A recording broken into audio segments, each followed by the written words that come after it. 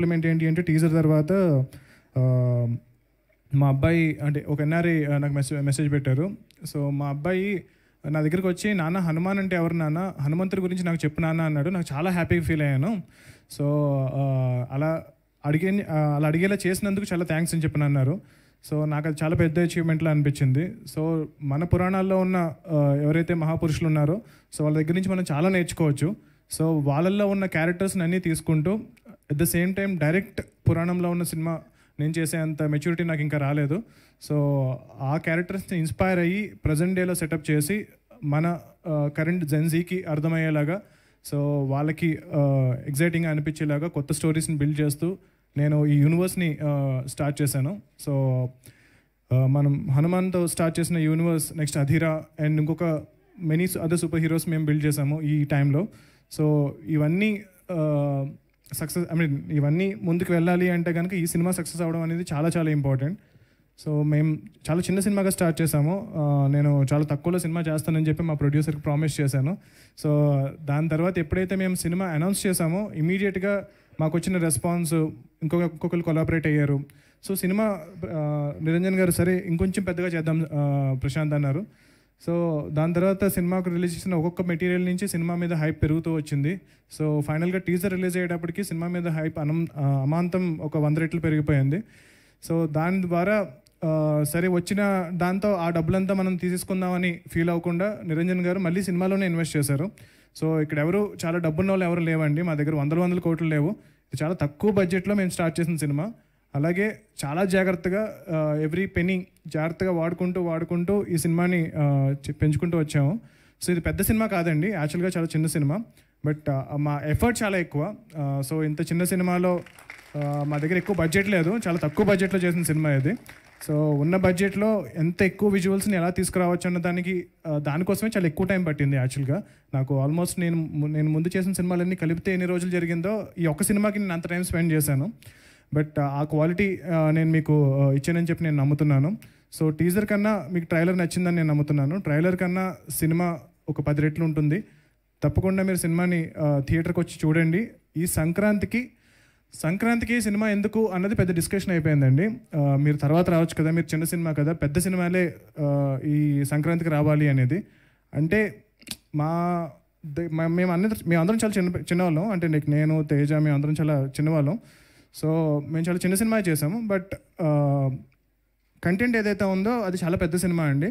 So అది డెఫినెట్గా ఒక నార్మల్ డేలో రావడం కన్నా సంక్రాంతి లాంటి పండక్కి, అంటే హనుమాన్ అనే సినిమా సంక్రాంతికి రావడం అనేది చాలా కరెక్ట్ అని చెప్పి మేము బిలీవ్ చేసాము. సో దానికి చాలా థియేటర్స్ విషయంలో కానీ వాటి విషయంలో కానీ చాలా ఫైట్ చేస్తున్నాము. బట్ స్టిల్ ఆ సినిమా అప్పుడు రావడం అనేది చాలా ఇంపార్టెంట్ అని మేము ఫీల్ అయ్యి దీన్ని ముందు తీసుకెళ్తున్నాం. సో హిందీలో మా సినిమాకి అత్యద్భుతమైన రెస్పాన్స్ వచ్చింది. సో హిందీలో కూడా చాలా ఎక్కువ థియేటర్స్లో సినిమా రిలీజ్ అవుతుంది. సో ఆల్మోస్ట్ మన తెలుగులో ఒక 400 థియేటర్స్ రఫ్గా అనుకుంటే కనుక హిందీలో ఒక 1500 థియేటర్స్లో రిలీజ్ అవుతుంది సినిమా. సో ఒక తెలుగు సినిమాకి డే 1 అంత ఎక్కువ థియేటర్స్లో ఓపెన్ అవ్వడం అనేది, మా దగ్గర పెద్ద స్టార్ లేరు, ఎవరు లేరు. మా దగ్గర ఉన్న ఒకే ఒక స్టార్ హనుమంతుడు. సో మా దగ్గర ఉన్న అంటే అంతకన్నా పెద్ద స్టార్ ఎవరు లేరని ఇండియాలో నేను నమ్ముతున్నాను. సో మా దగ్గర అందరికన్నా పెద్ద స్టార్తో మేము సినిమా చేస్తున్నాము. సో పాన్ ఇండియా స్టార్ కాదు, పాన్ వరల్డ్ స్టార్తో సినిమా చేస్తున్నాము. సో ఆ నమ్మకంతో, మా కంటెంట్ మీద ఉన్న నమ్మకంతో మేము మా శాయశక్తిలో ప్రయత్నించి మాకు వీలైనంత వరకు ఈ సినిమాని జనాలకు తీసుకెళ్ళడానికి ప్రయత్నిస్తున్నాము. సో మీకు కూడా సినిమా నచ్చితే కనుక 10 మందికి చెప్పండి. అండ్ ఒక ఎఫర్ట్తో ఒక చిన్నగా సినిమాగా స్టార్ట్ చేసిన సినిమా ఇంత పెద్దది ఎందుకు అవుతుంది అని నాకు కూడా అర్థం కాలేదు. నేను 100% ఎఫర్ట్ పెట్టాను, బట్ రిజల్ట్ దానికి 10 times వస్తూ ఉంది. సో ఒక వ్యక్తి చెప్పారు నాకు, సో నువ్వు చాలా గొప్పడు అనుకుంటున్నావేమో ఈ సినిమా తీసినందుకు, నీకు రెస్పాన్స్ వచ్చినందుకు. గొప్ప నీది కాదు, ఎవరో ఒక ఆయన నీతో చేయించుకుంటున్నారు ఈ సినిమా అన్నారు. సో ఆ హనుమంతుడే మాతో ఈ సినిమా చేయించుకుంటున్నారని చెప్పి మేము బలంగా నమ్ముతున్నాము. అండ్ టీజర్లో లాస్ట్ షాట్ మీరు చూసుంటారు. సో ఒక శివలింగం లాంటి ఒక ఐస్ క్యూబ్లో హనుమంతుడు రామ్ అంటూ ఏదైతే షాట్ ఉందో, సో ట్రైలర్లో మీరు దాని ఎక్స్టెన్షన్ చూశారు. సో సో సినిమాలో ఏముండబోతుంది అన్నది సస్పెన్స్. సో దయచేసి మీరు సినిమాకి థియేటర్కి రండి సంక్రాంతికి. సో సినిమా అనేది ఒక ఫ్యాంటసీ ఫిల్మ్. చిన్నపిల్లల నుంచి పెద్దవాళ్ళ వరకు, ముసలాళ్ళ వరకు అందరికీ నచ్చే సినిమా ఇది. సో లార్జర్ ఆడియన్స్ సినిమా అంటారు కదా. సో ఐ థింక్ ఈ పండక్కి మాది అన్నిటికన్నా పెద్ద లార్జర్ ఆడియన్స్ సినిమా. సో అందరూ వచ్చి సినిమాని ఎంజాయ్ చేయొచ్చు. సో అండ్ మెయిన్గా ఇంత ఎఫర్ట్ పెట్టినందుకు ఈ సినిమాని మీరు ఖచ్చితంగా చూసి గెలిపిస్తారని, మా ఫైట్ని విన్ చేస్తారని చెప్పి మేము నమ్ముతున్నాము. మా ప్రొడ్యూసర్ గారికి ఈ సినిమాతో ఆయన బేసిక్లీ ఆయన లైఫ్ సేవింగ్స్ అన్నీ పెట్టేసి ఈ సినిమా చేశారు. సో లాస్ట్ ఉన్న షెడ్యూల్ వరకు కూడా పాపం లాస్ట్ మొన్న కూడా ఇంకొంచెం కొంచెం చేయాలనిపిస్తుంది సార్ అంటే విఎఫ్ఎక్స్ సంబంధించి ఆయన మళ్ళీ హీ హాజ్ ఇన్వెస్టెడ్.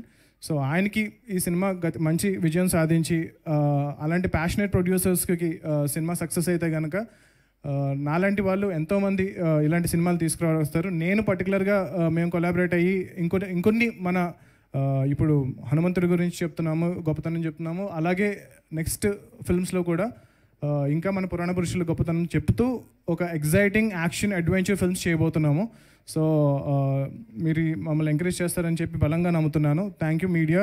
మీరందరూ కూడా ఈ సినిమాని చాలా బాగా ఫస్ట్ నుంచి కూడా సపోర్ట్ చేసుకుంటూ వచ్చారు.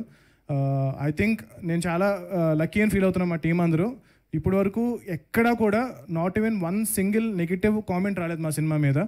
సో ఎక్కడ ఏ విధంగా ఏ ప్లేస్లో కూడా ఒక నెగిటివ్ అనేది లేదు. సో చాలా పాజిటివ్గా వెళ్తున్నాము, సిన్సియర్గా వెళ్తున్నాము. సో ఈ హానెస్ట్ అటెంప్ట్ని డెఫినెట్గా ఆడియన్స్ అర్థం చేసుకుని మమ్మల్ని ఎంకరేజ్ చేస్తారని చెప్పి నేను కోరుకుంటున్నాను. జై హనుమాన్. సో ముందు సోషల్ మీడియా కానీ, వెబ్సైట్స్ కానీ, న్యూస్ ఛానల్స్ కానీ ఫిలిం ఇండస్ట్రీకి చాలా ఇంపార్టెంట్, చాలా సపోర్ట్గా కూడా ఉంటారు. సేమ్ టైం కొన్ని మ్యాటర్స్ని వాంటెడ్లీగా, అంటే మీకు ఎంత మట్టుకు మ్యాటర్స్ తెలుస్తాయో తెలియవు కానీ వయాల వచ్చే మ్యాటర్లు తీసుకొని మీరు వెబ్సైట్లలో రాస్తున్నది కానీ, సోషల్ మీడియాలో ఇస్తున్నది కానీ అది ఇండివిజువల్గా డ్యామేజ్ చేస్తాయి. అది ఎప్పుడు మీరు గుర్తుపెట్టుకోండి. ఇప్పుడు ఈరోజు నేనుండొచ్చు, రేపు ఇంకొకరు ఉంటారు, ఆ ప్లేస్లో ఫ్యూచర్లో ఇంకొకరు ఉంటారు. ఇండివిజువల్గా డ్యామేజ్ జరగకుండా మీరు ఏదైనా మ్యాటర్స్ తెలుసుకొని రాస్తే బాగుంటుంది. ఇది నేను పర్సనల్గా ఛాంబర్ ద్వారా, కౌన్సిల్ ద్వారా మళ్ళీ మిమ్మల్ని రిక్వెస్ట్ చేస్తున్నాను. And about the Sankranti, every సంక్రాంతికి ఉన్నట్టే ఈ సంక్రాంతికి నంబర్ ఆఫ్ మూవీస్ క్లాష్ ఉంటాయని మనకు 6 months నుంచే ఎవరికి వారు అనౌన్స్మెంట్ చేసుకుంటూ వచ్చాం. ఫస్ట్ ఎప్పుడో మాది గేమ్ చేంజర్ అయిపోతే గేమ్ చేంజర్ రావాలని టార్గెట్ చేశాం. దాని తర్వాత సో మెనీ ఫిలిమ్స్ అనౌన్స్మెంట్స్ వస్తూ వచ్చాయి. సో ఫైనల్గా 15 days back Telangana film chamber commerce Telugu film chamber కామర్స్కి రాయడం జరిగింది లెటర్. ఒకసారి ప్రొడ్యూసర్స్ అందరితో మాట్లాడదాము, ఒకసారి మీటింగ్ పిలవండి అని. అప్పుడు ఫైనల్గా 5 ఫిలిమ్స్, అది మా ఫ్యామిలీ స్టార్ డ్రాప్ అయ్యాక 5 ఫిలిమ్స్ సంక్రాంతి రేస్లో ఉన్నప్పుడు అందరు ప్రొడ్యూసర్స్ని పిలవడం జరిగింది. ఆ రోజు హనుమాన్ ప్రొడ్యూసర్ గారు అవైలబుల్ లేక వారు ఆ రోజు ఛాంబర్ మీటింగ్ రాలేకపోయారు. సో వాళ్ళ రిప్రజెంటేటివ్ కమ్యూనికేట్ చేశాడు ఇట్లా ప్రొడ్యూసర్ గారు అవైలబుల్ లేరని. సో ఆ రోజు అందరు ప్రొడ్యూసర్లకి సిచ్యువేషన్ ఎక్స్ప్లెయిన్ చేశాం ఛాంబర్ ద్వారా. సో ఎవరు పాజిబిలిటీ ఉన్నా ట్రై చేయండి. అంటే ఇది మనము ఎవరు వెనకకెళ్తే తగ్గినట్టు కాదు. ఒక బిజినెస్ ఎక్స్పీరియన్స్గా మా సలహాలు డైరెక్ట్గా ఇలా ఉంటే ఇలా ఉంటుంది, ఇలా ఉంటే ఇలా ఉంటుంది, పండగకు వచ్చినప్పుడు మీకు ఎన్ని స్క్రీన్స్ దొరుకుతాయి, ఇలా ఎక్స్ప్లెయిన్ చేయడం జరిగింది. దాంట్లో సో లాస్ట్ 1 week నేను లేను. సో ఈరోజు రాగానే అందరం కలుద్దామని సో విశ్వప్రసాద్ గారు అండ్ వివేక్ వాళ్ళిద్దరూ మాట్లాడడం జరిగింది. సో వాళ్ళు మాట్లాడి ఉన్న సినారియోలో అంతకుముందు 3 days నుంచి దాము గారు, ప్రసన్న మాట్లాడుతూనే ఉన్నారు. ఏదైనా ఒక్క సినిమా అన్నా తగ్గితే ఆల్టర్నేట్ డేట్ చూసుకుందాము, సో ఉన్న సినిమాలకి మ్యాక్సిమం ఎఫర్ట్స్ పెట్టచ్చు అని. మీ అందరికీ తెలుసు లాస్ట్ ఇయర్ జాన్కి 3 సినిమాలు రిలీజు, బట్ 3 సినిమాలకి ఎంత రచ్చ జరిగిందో మీకు తెలుసు. అలాంటిది 5 సినిమాలు వస్తే ఇంకెంత ప్రాబ్లం. సో దాంట్లో విశ్వప్రసాద్ గారు, వివేక్ మాట్లాడిన తర్వాత రవితేజ గారితో కూడా మాట్లాడడం జరిగింది. వాళ్ళు సో ముందు వచ్చి సరే ఉన్న సిచ్యువేషన్ అర్థం చేసుకొని వాట్ నెక్స్ట్ మంచి డేట్ ఎప్పుడు ఉంటుంది, సో ఛాంబర్ ద్వారా వాళ్ళకు సోలో డేట్ ఇప్పియాలి.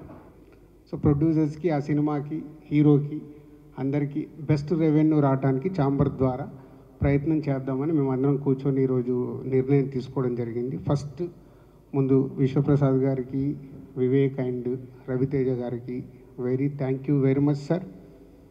ఎందుకంటే ఈరోజు ఒక సినిమా వెనకకి వెళ్ళడం వల్ల 3 పెద్ద సినిమాలు, అలాగే హనుమాన్ 4వ సినిమాకి వస్తుంది. 4 సినిమాలకి ఎంత న్యాయం జరగగలుగుతుంది, అట్లీస్ట్ సమ్ పర్సంటేజ్ ఆఫ్ ఒక సినిమా తగ్గడం వల్ల ఎంతో కొంత అన్నిటికీ రెవెన్యూ పెరగడానికి, స్క్రీన్స్ దొరకడానికి అవకాశం ఉంటుంది.